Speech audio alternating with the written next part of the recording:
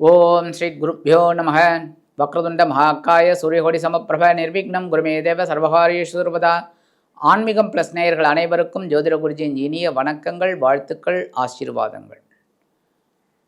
பார்வதி பரமேஸ்வரர் துணையோடும் நவ கிரகங்களின் நல்லாசியோடும் இந்த பதிவினை நாங்கள் உங்களுக்கு வழங்குகிறோம். இந்த பதிவு அற்புதமான ஒரு பதிவு. இந்த காணொளியில் என்ன பார்க்க போகிறோம் அப்படின்னா, குரு பகவானின் வக்ரம். அதுவும் இப்போதான்யா அதிசாரமாக வந்து கடகத்தில் வந்து உட்காந்தார். உடனே வக்ரம் அடைகிறார்.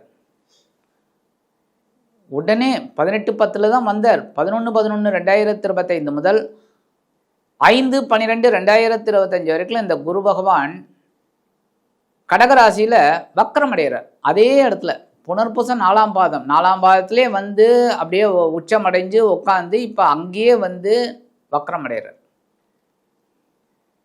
கிட்டத்தட்ட 26 நாட்கள். அதுக்கப்புறம் அப்படியே வக்ரகதியிலேயே வந்து மிதுன ராசிக்கு போகிறார். குரு பகவான் அப்படிங்கும்போதே தனக்காரகன், புத்திரக்காரகன். ரொம்ப அற்புதமான ஒரு கிரகம், சுப கிரகம்.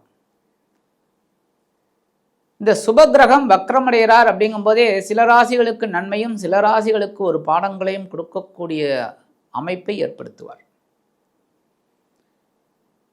ஆனாலும் எந்த கிரகம் வக்ரம் அடைஞ்சாலுமே பார்வை அப்படிங்கிறது மாறாது. இந்த பார்வை அப்படிங்கும்போதே 5ஆம் பார்வையாக விருச்சிக ராசியையும் 7ஆம் பார்வையாக மகர ராசியையும் 9ஆம் பார்வையாக மீன ராசியையும் பார்வையிடுகிறார். அதில் எந்த மாற்றமும் கிடையாது. இந்த வக்ரம் அப்படின்னா என்ன? அதிசாரம் அப்படிங்கிறது வேகமாக முன்னோக்கி போகக்கூடிய ஒரு அமைப்பு. வக்ரம் அப்படிங்கிறது அப்போ பின்னோக்கி போகக்கூடிய அமைப்பு. அப்படின்னா இதில் என்னென்னா ஒரு மாயமான ஒரு தோற்றம் தான் வக்ரம்ங்கிறது. இந்த வக்ரம் வந்து சூரிய பகவானோட நிலையை பொறுத்து தான் இந்த கிரகங்களுக்கு வக்ரம் கிடைக்கிறது. இப்போ இந்த குரு தான் இருக்கும் இடத்திலிருந்து 5ஆம் இடத்துக்கு எப்போ சூரிய பகவான் வராரோ அப்போ தான் இந்த குருவுக்கு வக்ரம் கிடைக்கிறது. இப்போ சூரியன்லேருந்து பார்த்தீங்கன்னா 9ஆம் இடம். கிட்டத்தட்ட 11/11/2025 விருச்சிக ராசிக்கு வர காலகட்டம் தான் அவர். அப்போ விருச்சிக ராசிலேருந்து எண்ணி வந்தீங்கன்னு பார்த்தீங்கன்னா கடகராசி 9ஆம் இடம். அதே சமயம் இங்கேருந்து எண்ணி வந்தீங்க 5ஆம் இடம். 5, 6, 7, 8 அந்த வகையில் வரும்போது 9ஆம் இடம் வர வரைக்கும் வக்ரம் தான் இருப்பார். அதுக்கப்புறம் தான் வக்ர நிவர்த்தி அடைவர். முழு பலம் கிடைக்கக்கூடிய ஒரு அம்சம். இதுக்கு ஒரு சாதாரணமாக சிம்பிளாக ஒரு விஷயம் சொல்லணும் அப்படின்னா, வக்ரம் அப்படிங்கிறதுக்கு ஒரு பஸ்ஸில் நம்ம போயிட்டே இருக்கோம். பஸ்ஸு செம ஸ்பீடு, நல்ல ஸ்பீடில் தான் போயிட்டு இருக்கு. அதுவும் ஹைவேஸ் நல்லா போயிட்டுருக்கு. பின்னாடியே ஒரு பஸ் வேகமாக வந்து நம்மளை ஒட்டி வருது. 2 பஸ்ஸும் ஒரே மாதிரி போயிட்டுருக்கு. நம்ம இந்த பஸ்ஸில் பிரயாணம் பண்ணிட்டு இருக்கோம், இந்த பஸ் இப்படி போயிட்டு இருக்கு. அப்போ நீங்கள் லைட்டாக பாருங்கள், நம்ம பஸ்ஸு பின்னாடி போகிற மாதிரி இருக்கும். 2 ஒரே வேகத்தில் தான் போயிட்டுருக்கு, 2 அது தான். ஆனால் நமக்கு ஒரு லைட்டாக ஒரு பார்வை பார்த்தீங்கன்னா நம்ம பஸ் அப்படியே பின்னோக்கி போகிற மாதிரி இருக்கும், இது முன்னோக்கி போகிற மாதிரி இருக்கும். ஆனால் 2மே மாயை தான், 2ம் ஒரே வேகத்தில் தான் போயிட்டுருக்கு. இதுதாங்க எக்ஸாம்பிள். அதோட மாற்றம் பயணங்களில் எதுவுமே இல்லை. அந்த நட்சத்திர சாரத்திலேயே தான் இருக்குது. நட்சத்திர சாரத்திலேயே வரப்போகிறாரு, அவ்வளோதான். எல்லாமே அதே தான். ஆனால் இந்த வக்ரம்ங்கிறது ஒரு மாயை, பின்னோக்கி போகக்கூடிய ஒரு மாயை. அந்த மாதிரி அப்போ பலன்கள் மாறாது. வக்ரம் அப்படிங்கும்போதே சில பலன்கள் மாறும். ஏன்னா ஒரு இடத்துல ஆட்சி உச்சம் அப்படிங்கும்போது அது ஒரு பலன், வக்ரம் அது ஒரு பலன், வக்ர நிவர்த்தி அது ஒரு பலன். சாதாரணமாக ஒரு பயிற்சி, இப்போ குரு வந்து ரிஷபராசிலேருந்து மிதுன ராசிக்கு வந்தார், அது ஒரு பலன். ஆனால் அதே மிதுன ராசிலேருந்து அதிசாரமாக கடகராசிக்கு வந்தது, அது ஒரு பலன். இந்த கடகராசியிலேயே வக்ரம் அடைகிறது அது ஒரு பலன். அந்த கடகராசிலேருந்து வக்ரம் அடைந்து மிதுன ராசிக்கு வர்றது அது ஒரு பலன். அதே மிதுன ராசியில் வக்ர நிவர்த்தி அடைகிறது ஒரு பலன். இந்த மாதிரி ஏகப்பட்ட ஒரு பலன்களை கொடுக்கக்கூடிய ஒரு இது இந்த வக்ரம், அதிசாரம் இந்த மாதிரி வர கிரகங்களுக்கு தான் உண்டு. அந்த வகையில் இந்த குரு பகவான் கடகராசியில் உச்சமடைந்து இப்போ வக்ர கதியில் சஞ்சாரம் பண்ண போகிறார். ஒவ்வொரு ராசிக்கும் என்னென்ன பலாபலன்களை கொடுக்க போகிறார் அப்படிங்கிறத நம்ம பார்ப்போம். அதே சமயம் சப்ஸ்கிரைப் பண்ண அனைத்து இனிய நெஞ்சங்களுக்கும் எங்களது மனமார்ந்த நன்றிகள். கண்டிப்பாக நிறைய பேர் சப்ஸ்கிரைப் பண்ணுங்கள், நிறைய வியூஸ் நிறைய பாருங்கள், ஸ்கிப் பண்ணாமல் பாருங்கள். 10 நிமிஷம் அப்படின்னாலும் இந்த 10 நிமிஷமும் பாருங்கள். அப்போ தான் உங்களுக்கு ஒரு இதில் ஒரு விஷயம் கிடைக்கும். நிறைய பேர் ஸ்கிப் பண்ணி போனீங்க அப்படின்னா அந்த விஷயம் அதுக்குள்ளே போயிடுச்சுன்னா உங்களுக்கு ஒன்றுமே தெரியாது. அதனால் எல்லாமே கம்ப்ளீட்டாக பாருங்கள், அப்போ தான் உங்களுக்கு விஷயம் தெரியும். இப்போ இந்த பதிவை பார்த்துட்டு கமெண்ட்ஸ் பண்ணுங்கள், அதே சமயம் லைக் பண்ணுங்கள், ஷேர் பண்ணுங்கள்.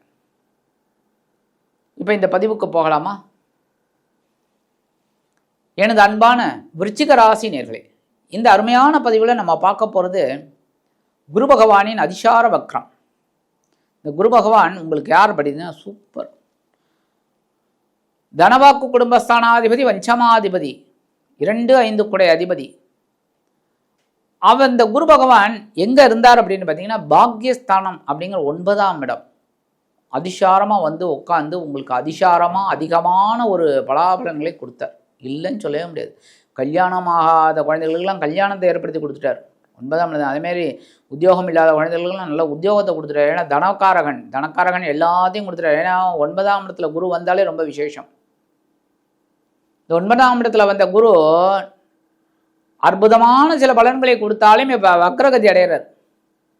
இப்போ தனவரவு அப்படிங்கும்போது கொஞ்சம் டைட்டாக இருக்கும். என்ன 11/11/2025 5/12 வரைக்கும் கொஞ்சம் டைட்டாக இருக்கும். டென்ஷன் இல்லாமல் அதை ஸ்கெட்ச் போட்டு வேலை செஞ்சுட்டு போயிட்டே இருங்க.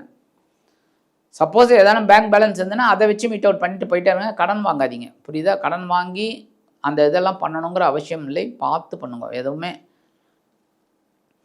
அப்போ இந்த காலகட்டத்தில் குடும்பத்தில் உங்களுக்கு மரியாதை கொஞ்சம் குறையறதுக்கு வாய்ப்பு இருக்குது. எதனால்? நம்ம பேசுகிற வார்த்தைகளில் அடுத்தவங்களுக்கு புண்படுற மாதிரி இருக்கும். அதனால் உங்களுக்கு மரியாதை இல்லாமல் போயிடும். அதனால் நீங்கள் பேசுகிற வார்த்தைகளில் கவனமாக இருக்கணும். அதேமாரி ஆன்மீக பயணங்கள் மூலமாக உங்களுக்கு சில நன்மைகள் இருக்குது. குலதெய்வ பிரார்த்தனைகள் ஏதாவது பெண்டிங் இருந்ததுன்னா அதை முடிச்சிடுங்க. அதெல்லாம் உங்களுக்கு பெரிய ப்ளஸ் பாயிண்ட். பூர்வ புண்ணிய ஸ்தானாதிபதி பலம் இழக்கிறார் அப்படிங்கும்போதே, வக்ரகதியில் போகிறார் அப்படிங்கும்போதே நம்ம ஆன்மீக பயணங்களை மேற்கொள்ளணும். ஆன்மீக விஷயங்கள் ஏதாவது பெண்டிங் இருந்ததுன்னா அதெல்லாம் முடிக்கணும். குலதெய்வ பிரார்த்தனைகள், நீண்ட நாள் பிரார்த்தனைகள், ஏதாவது ஒன்று மாற்றி ஒன்று இருக்கும். நம்ம எதையாவது ஒன்று வேண்டின்னு இருப்போம் அதெல்லாம். ஆனால் என்னென்னா இந்த தெய்வ பிரார்த்தனை 100 ஆண்டு அப்படின்னு சொல்லி 100 ஆண்டு வரைக்கும் நம்ம பண்ணலாம், தப்பு கிடையாது, எப்போ வேணாலும் பண்ணலாம். அப்போ இந்த 5ஆம் இடத்து அதிபதி வக்ரகதியில் வரும்போது புனித பயணங்களை மேற்கொண்டு குலதெய்வ பிரார்த்தனைகள், நீண்ட நாள் பிரார்த்தனைகள் அதெல்லாம் நிகழ்த்திக்கங்க, ரொம்ப வெற்றி. இருந்தாலும் பார்வை பலம் அப்படின்னு பார்த்தீங்கன்னா ரொம்ப அற்புதம். என்ன அப்படின்னா 5ஆம் பார்வையாக நேரம் உங்கள் ஜென்மராசியை பார்க்குறாரு. அற்புதம். ஜென்மராசியை குரு பார்த்தாலே விசேஷம், சுக்கிரன் இவங்கெல்லாம் பார்த்தாலே விசேஷம், புதன் பார்த்தா அறிவு ஜாஸ்தி. அப்போ இந்த குரு 5ஆம் பார்வை உங்கள் ஜென்மராசியை பார்க்குறாரு. அற்புதமான பலன்கள் உங்களுக்கு கண்டிப்பாக கிடைக்கும். மனசில் ஒரு தைரியம் இருக்கும். என்னதான் உடல் ஆரோக்கியம் ப்ளஸ்ஸு மைனஸ் இருந்தால் கூட நீங்கள் அதை பற்றியெல்லாம் கவலைப்பட மாட்டீங்க. வீறு கொண்டு அப்படியே போய்கிட்டே இருப்பீங்க. அதுமாதிரி இப்போ எடுக்கிற காரியங்கள்லாம் அறிவுபூர்வமாக வேலை செய்வீங்க. அடுத்தபடியாக 7ஆம் பார்வை உங்களோட சகாயஸ்தானத்தை பார்க்குறாரு. 3ஆம் இடம். முயற்சிகள் சாதகமாகும். அதான் சொல்ல, முயற்சிகளை விடவே விடாதீங்க. எந்த ராஜா எந்த பட்டணம் போனாலும் அதை பற்றி கவலைப்படாமல் உங்களோட முயற்சிகளை மேற்கொள்ளுங்க. உங்களுக்கு வெற்றிகள் தானாக குவியும். அற்புதமான ஒரு மனோதைரியம் கண்டிப்பாக கிடைக்கும். இந்த வேலையை என்னால் செய்ய முடியும் அப்படின்னு ஒரு உத்தியோகத்திலையும் சரி, தொழில் வியாபாரத்திலையும் சரி உங்களுக்கு ஒரு பெரிய மாற்றங்கள் உங்களுக்கு அற்புதமாக கிடைக்கும் இந்த தன்னம்பிக்கையோடு செயல்படுறதுனால. அடுத்தபடியாக 9ஆம் பார்வையாக உங்களோட பஞ்சமஸ்தானத்தை பார்க்குறாரு. ஆல்ரெடி பஞ்சமஸ்தானத்தில் சனீஸ்வர பகவான் வக்ரகதியில் இருக்கார். குரு 9ஆம் பார்வையாக பார்க்குறதுனால குழந்தைகளின் மூலமாக இருந்து வந்த குழப்பங்கள்லாம் கொஞ்சம் குறையும். நீங்கள் எடுக்கிற காரியங்கள்லாம் ஓரளவுக்கு நல்லபடியாக இருக்கும். அதனால தான் சொல்கிறேன், இப்போ நீங்கள் ஆன்மீக விஷயங்களில் ஆன்மீக பயணங்கள் இதெல்லாம் பண்ணிங்கன்னா உங்களுக்கு ரொம்ப பெரிய மாற்றங்கள் கண்டிப்பாக கிடைக்கக்கூடிய ஒரு காலகட்டம் இந்த காலகட்டம். பரிகாரமாக என்ன பண்ணணும் அப்படின்னா, கண்டிப்பாக சித்தர்கள் எங்கெங்கெல்லாம் இருக்காங்களோ அவங்களெல்லாம் போய் பார்த்துட்டு வழிபாடு பண்ணுங்கள். அங்கே உட்காந்து ஒரு 10 நிமிஷம் தியானம் பண்ணுங்கள். எல்லா சித்தர் கோயில்லையும் உண்டு. அதேமாரி குரு மகான்களின் கோயிலெல்லாம் உண்டு. தியான ரூம்னே ஒன்று தனியாக இருக்குது. எல்லாம் ராகவேந்திர சுவாமி பிருந்தாவனம் போனீங்கனாலே தெரியும்.